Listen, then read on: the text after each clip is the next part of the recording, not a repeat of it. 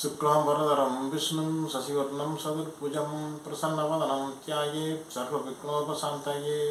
நண்பர்களாகிய அனைவருக்கும் வணக்கம்ங்க. பாதகாதிபதிகளின் ரகசியங்கள் அப்படிங்கிறத அந்த வீடியோவோட விளக்கம். சரம் ஸ்திரம் உபயம் அப்படிங்கிற 3 விதமான லக்கணங்கள் இருக்குது. சரிங்களா? 3 லக்கணங்கள் சரலக்கணங்கள், மற்ற 3 ஸ்திர லக்கணங்கள், மற்ற 3 உபய லக்கணங்கள் அப்படிங்கிற 12 லக்கணங்கள் இந்த சரம் சிரம் உபயம் அப்படிங்கிறதுல வரும். இந்த 3 விதமான லக்கணங்களுக்கு வந்து பாதாதிபதிகள் அப்படிங்கிறது வெவ்வேறானவங்க. சரிங்களா? சரலக்கணங்களுக்கு வந்து 11ஆம் அதிபதி பாதகாதிபதிகள். சரலக்கணம் அப்படிங்கிறது மேசம், கடகம், துலாம் மற்றும் மகரம். ஸ்திரலக்கணங்கள் அப்படிங்கிறது ரிஷபம், சிம்மம், விருச்சிகம் மற்றும் கும்பம். உபய இலக்கணங்கள் அப்படிங்கிறது மிதுனம், கன்னி, தனுசு மற்றும் மீனம். இதுதான் வந்து ஸ்திர உபய இலக்கணங்கள் அப்படிங்கிறது. இதுக்கு வந்து சரலக்கணங்களுக்கு வந்து 11ஆம் அதிபதிகள் பாதகாதிபதிகள். மேச இலக்கணத்துக்கு 11ஆம் அதிபதி சனி, 10, 11 கூடியவர் சனி, அதாவது மகர கும்பத்துக்குரியவர் சனி. இந்த 11ஆம் ஸ்தானம் இவங்களுக்கு பாதகஸ்தானம். இதன் அதிபதி சனி பாதகாதிபதி. சரிங்களா?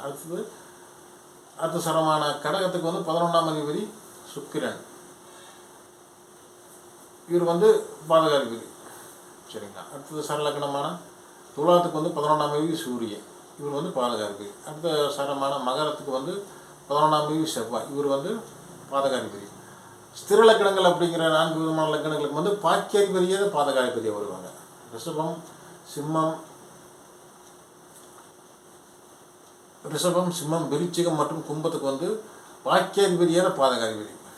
சரிங்களா? அதாவது ரிஷபத்துக்கு வந்து 9ஆம் அதிபதி பாக்கியாதிபதி சனி, அவரே அதை வந்து பாதகாதிபதியும் கூட.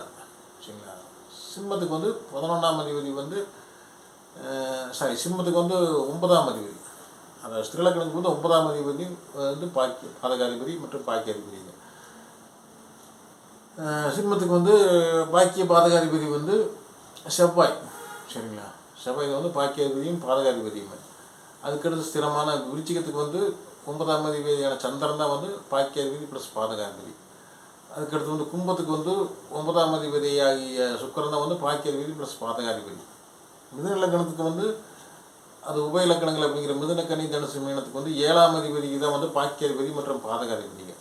சரிங்களா? இது வந்து அது பாக்கியாதிபதி, அதாவது பாதகாதிபதிகள் வந்து சுபகிரகங்களாக இருந்தாங்கன்னா அவங்க வந்து துன்பம் கொடுக்குறதே தெரியாது. சரிங்களா? அவங்க வந்து துன்பம் கொடுக்குறதே தெரியாமல் வந்து கொடுக்கு. அது கூட இருப்பவங்களே வந்து துன்பப்படுத்துவாங்க. இவங்களே அப்படி பண்ணினாங்க அப்படிங்கிற மாதிரி நம்மளுக்கு ஃபீல் பண்ண வைக்கும். சரிங்களா?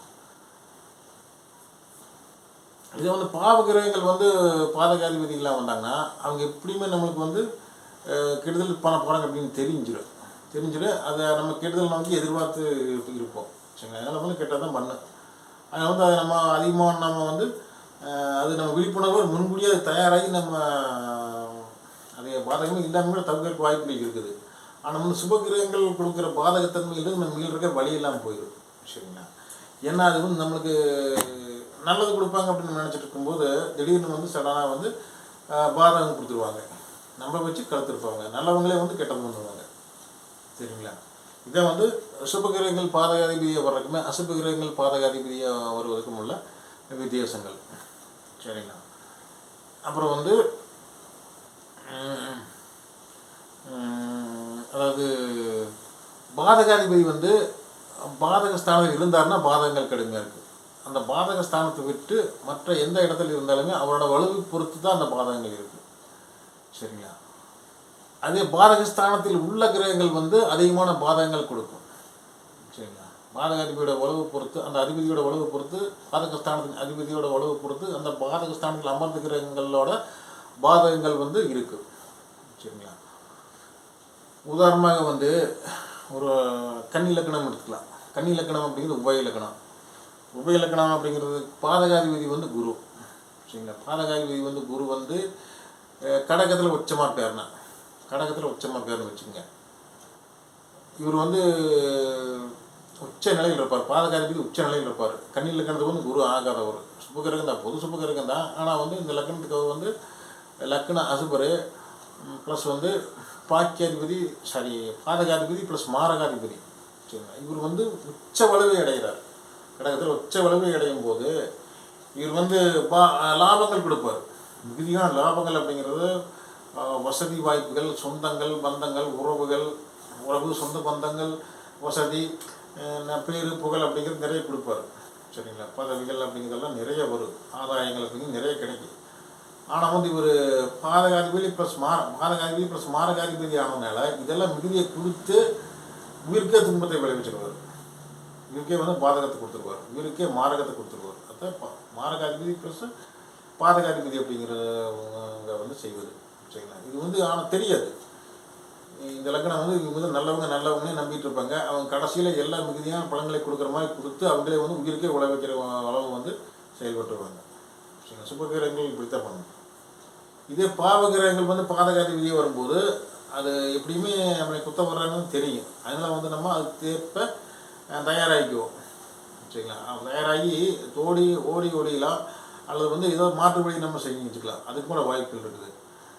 ஆனால் வந்து அவன் சரி அதெல்லாம் முயற்சியெல்லாம் விட்டுட்டு நம்ம முயற்சி எதுவுமே இல்லை, அவன் வந்து நேரடியாக வந்துட்டான் அப்படின்னு பக்கத்தில் வரும்போது எப்படி குத்த போகிறான்னு தெரிஞ்சிடும்.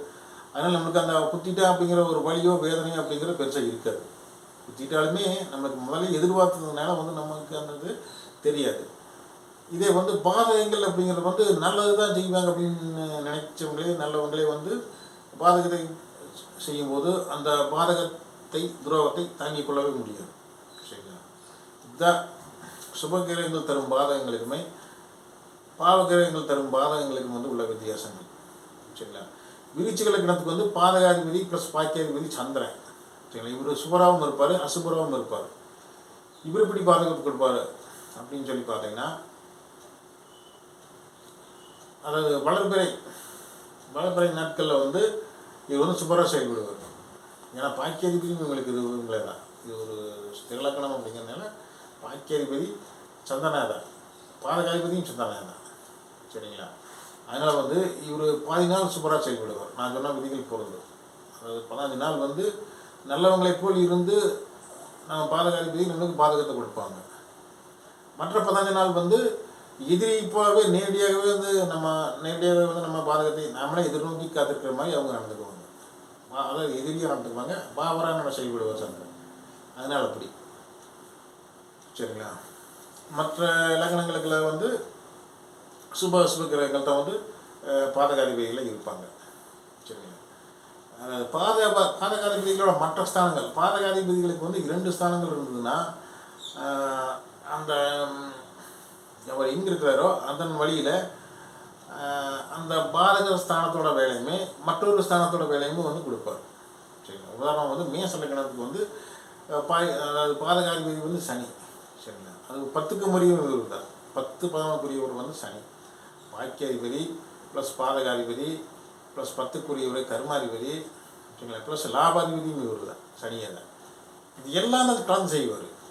சரிங்களா. என்னென்ன ஆதிபத்தியங்கள் அவங்களுக்கு வந்து இருக்குதோ அது எல்லாமே வந்து கைகொள்ளுவாங்க. சரிங்களா. அதாவது பாதகாதிபதி மட்டுமே செய்வார் அப்படின்னு நம்ம நினச்சிட்டு இருக்க வேண்டியதில்லை. அது லாபாதிபதியும் அவர் தான்.